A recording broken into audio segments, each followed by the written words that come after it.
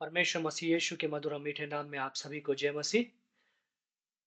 इस वीडियो के अंदर हम लोग तीसरे भाग के बारे में, इन तीसरे खेत के बारे में सीखने जा रहे हैं, जो है जब हमने एक बार प्रवेश किया, सुसमाचार सुनाया और तीसरे खेत में हम देखते हैं कि नए विश्वासियों को किस प्रकार से चेला बनाएँ, किस प्रकार से उन्हें बढ़ाएँ। हम लोगों ने देखा यीशु मसीह ने आज्ञा दी, चेले बनाओ और उन्हें सब आज्ञा मानना सिखाओ जो मैंने तुम्हें दी है। और फिर हम प्रेरितों के कार्य में देखते हैं कि पहले कलीसिया बनाई गई, यीशु मसीह ने अपना काम किया, 3000 लोग कलीसिया में जोड़ दिए गए। तब हम देखते हैं कि पहला कलीसिया को चेलों ने क्या-क्या शिक्षा देना शुरू किया। तो हम लोग कुछ समय लेंगे, प्रेरितों का काम में से पढ़ेंगे, प्रेरितों के कार्य, दूसरा अध्याय, उसकी 37वीं आयत से लगा करके 47वें पद तक। प्रेरितों के काम, दूसरा अध्याय, 37 से 47 पद तक। आप इसको पढ़िए, पढ़ने के बाद में इस पे अध्ययन कीजिए, मनन कीजिए कुछ समय के लिए और एक सूची बनाएं जिस पे आप वो सारी बातों को लिखें जो चेलों ने नए विश्वासियों को सिखाना शुरू किया। उन सारी बातों को लिख करके एक सूची बनाएं और हम लोग फिर मिलेंगे। आशा करते हैं आपने प्रेरितों दूसरा अध्याय उसका 37 से 47वें पद तक पढ़ा होगा और इस पद को पढ़ने के पश्चात परमेश्वर ने आपसे बातचीत किया होगा, आपने एक सूची बनाई है।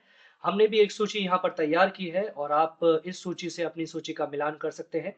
यहाँ पर हमने पहला बात जो देखा है वो है मन फिराने के विषय में या विश्वास करने के विषय में।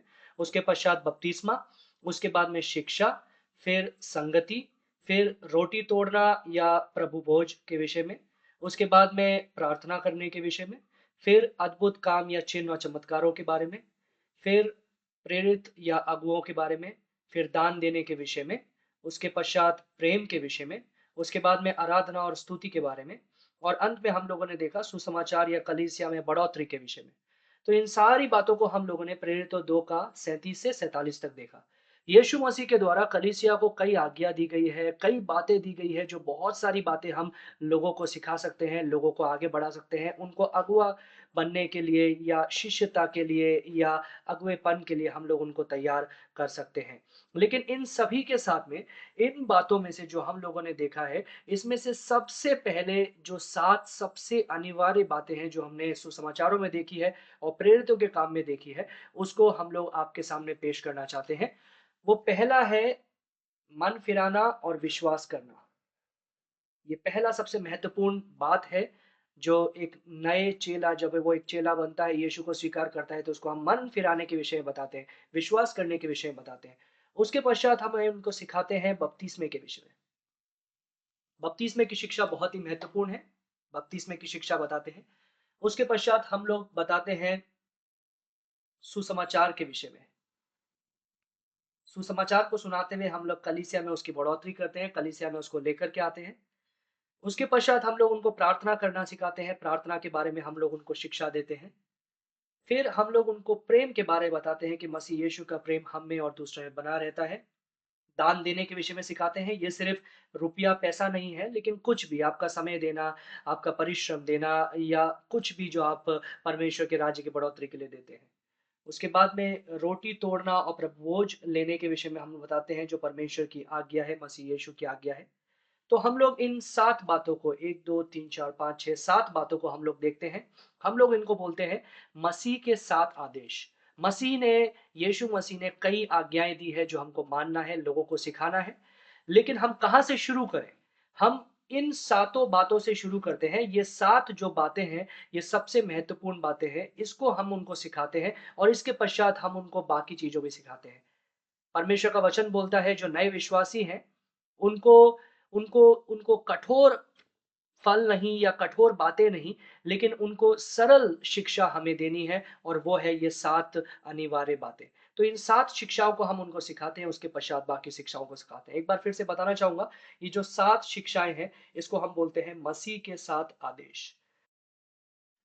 यीशु की 7 आज्ञाओं का वर्णन जिस प्रकार से हमने आपके सामने किया है, इन 7 आज्ञाओं को बताने के लिए हम लोग एक कहानी का उपयोग करेंगे। वो कहानी के अंदर आप देख सकेंगे कि ये 7 आज्ञाएँ अलग-अलग ढंग से बताई गई है और साथ में एक आज्ञा का खंड है जिसके अंदर एक बाइबल का पवित्र शास्त्र का एक भाग दिया गया है जिसमें वो आज्ञा के बारे में जो आज्ञा के बारे में आप सिखा रहे हैं उसके बारे में लिखा गया है।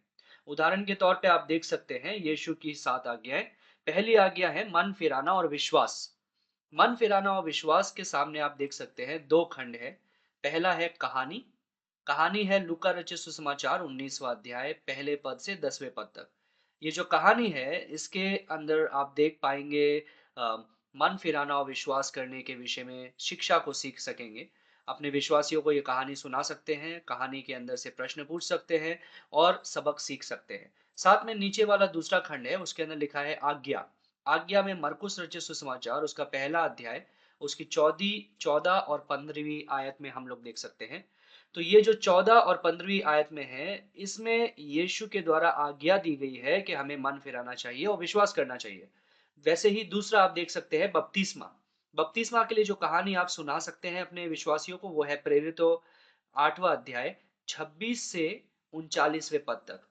और यहाँ पर आज्ञा भी है, वो मत्ती रचित सुसमाचार 28वाँ अध्याय 18 से 20, जहाँ पर यीशु मसीह हमें पिता, पुत्र और पवित्र आत्मा के नाम से बपतिस्मा लेने के लिए आज्ञा देता है।